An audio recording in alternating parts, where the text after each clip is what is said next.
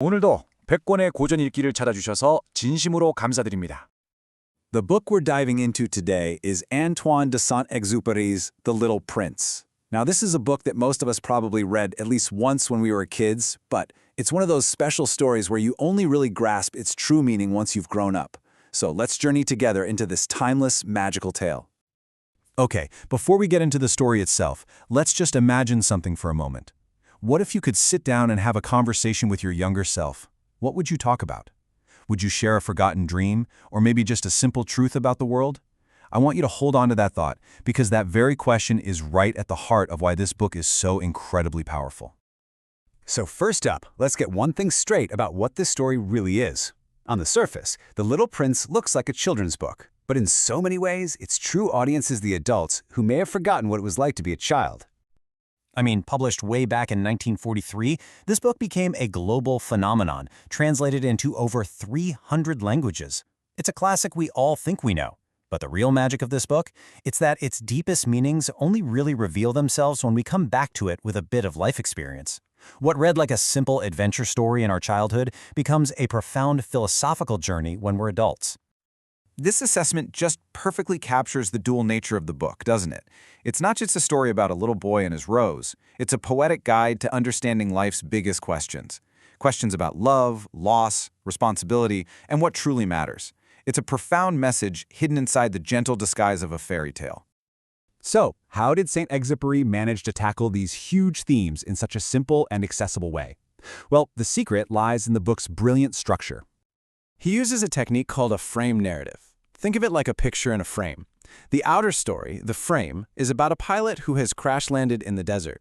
And the picture, inside that frame, is the story of the little prince's own travels, which he tells to the pilot.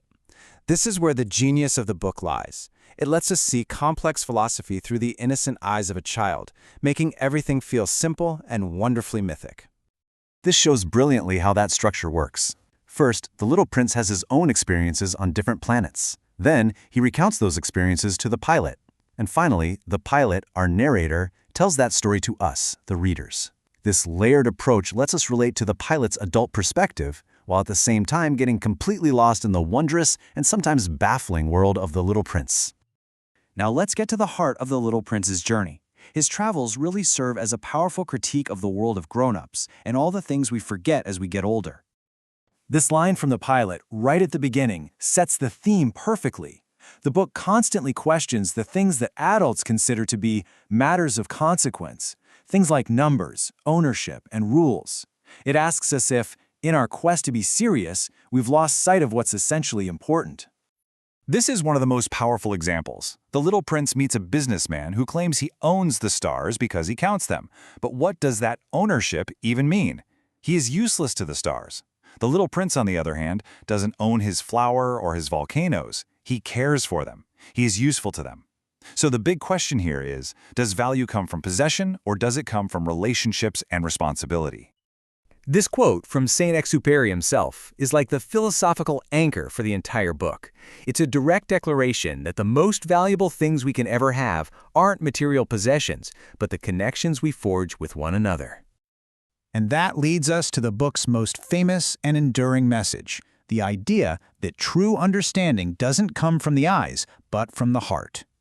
This is probably the most iconic line from the entire book. It's the secret the little prince learns on his journey. It's a simple but profound truth. The things that matter most, like love, friendship, trust, and beauty, can't be counted or measured. They are invisible values that can only be perceived and understood with our feelings, with our hearts. So how do we learn to see with the heart? This line gives us the answer. Value isn't inherent, it's created. The prince's rose is special, not because she's the most beautiful flower in the universe, but because she is his rose. The time he has poured into her, the care, the worry, the entire relationship he has with her is what makes her unique and precious. This is the other side of that same coin. Creating bonds and relationships comes with an obligation. When you make something or someone important to you, you become responsible for them. This isn't a burden, it's a meaningful purpose that defines the relationship itself. Saint-Exupéry extends this idea to the very definition of being human. For him, a meaningful life is a responsible life. It's feeling pride in a friend's success, feeling that your small actions contribute to building the world. Responsibility is what connects us to each other and gives our lives weight and meaning. And so, as we reach the end of this exploration, the book turns its gentle but profound gaze back onto us, the readers. To understand the book, we have to understand the man. Saint-Exupéry wasn't just a writer. He was a pilot, a poet, a man who lived a life of action and reflection. His philosophy, often described as existential, wasn't born in a classroom. It was forged in the cockpit, staring out at the stars.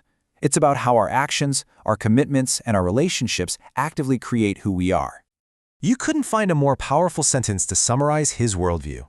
We aren't isolated individuals. We exist through our connections. Our identity is woven from the threads of our relationships, with people, with our work, with the world. In the end, those connections are all that truly matter. And so we come back to where we started, a question. The little prince appears with a simple request. Please, draw me a sheep. He carries his question with him.